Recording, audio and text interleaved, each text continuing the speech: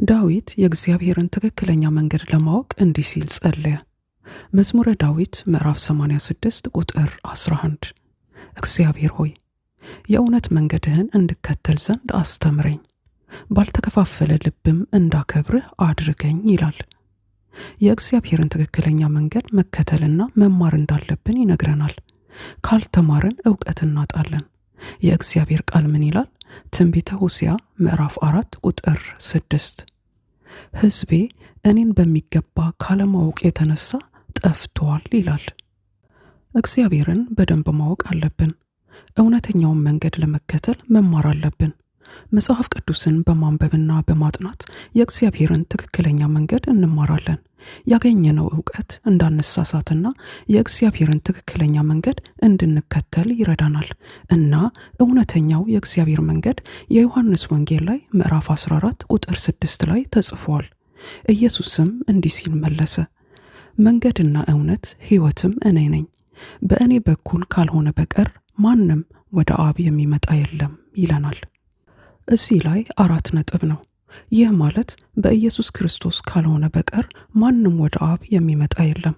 ይህ ማለት የእግዚአብሔር እውነተኛው መንገድ ኢየሱስ ክርስቶስ ነው ማለት ነው።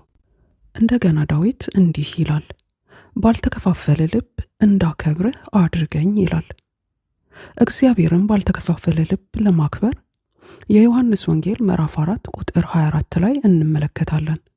እንዲህም ይላል፣ እግዚአብሔር መንፈስ ነው፣ የሚሰግዱለትም በመንፈስና በእውነት ሊሰግዱለት ይገባቸዋል ይላል።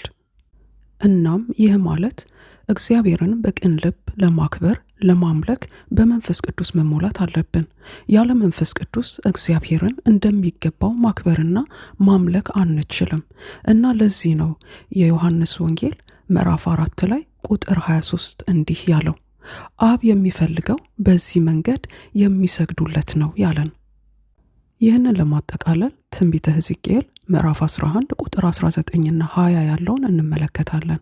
እንዲህም ይለናል፣ አንድ ልብ እሰጣቸዋለሁ፣ አዲስ መንፈስም በውስጣቸው አኖራለሁ፣ ከሰውነታቸው እንደ ድንጋይ የጠረረ ልብን አውጥቼ እንደ ሥጋ የለሰለሰ ልብን እሰጣቸዋለሁ። በዚያን ጊዜ ሕጌን ይፈጽማሉ፣ ሥርዓቴንም ሁሉ ያከብራሉ።